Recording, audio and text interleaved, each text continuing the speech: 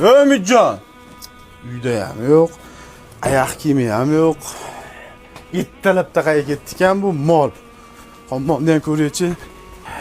Qo'ylarda ovqatini ham bermabdi.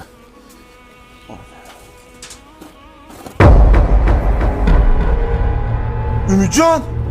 O'g'lim! Umidjon, o'g'lim! Nimalar qilib o'g'lim?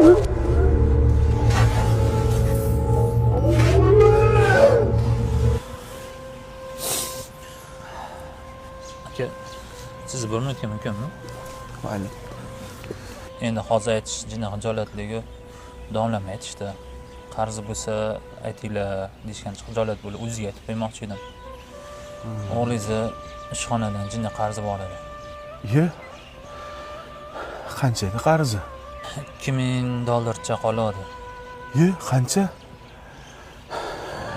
$2000 yo'q-e?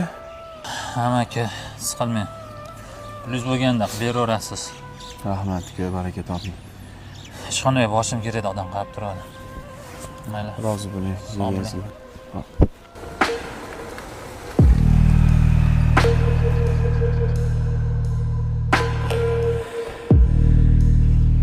Umidjon dadasimiz siz? Ha, men. Qarochi, o'g'lingiz 20 ming qarzi bor menda. Ha, bo'ldi-ku.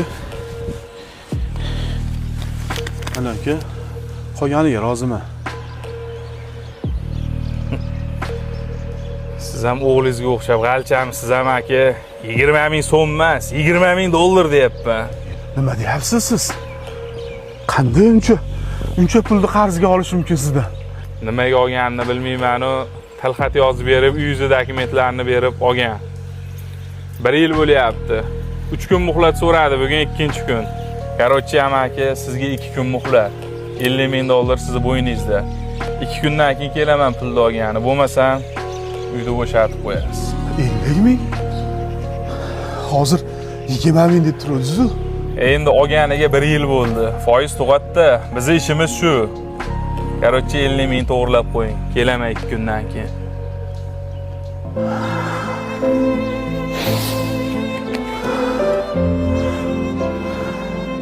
To'g'risan aka, o'g'lingizni 2-3 marta ogohlantirib aytgandim.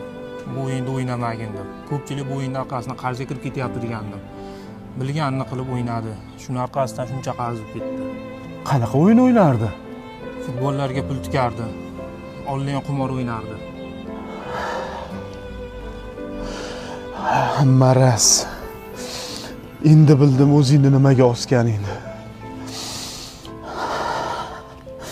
Sen o'zingni emas, butun oila a'zolaringni osibsan-ku.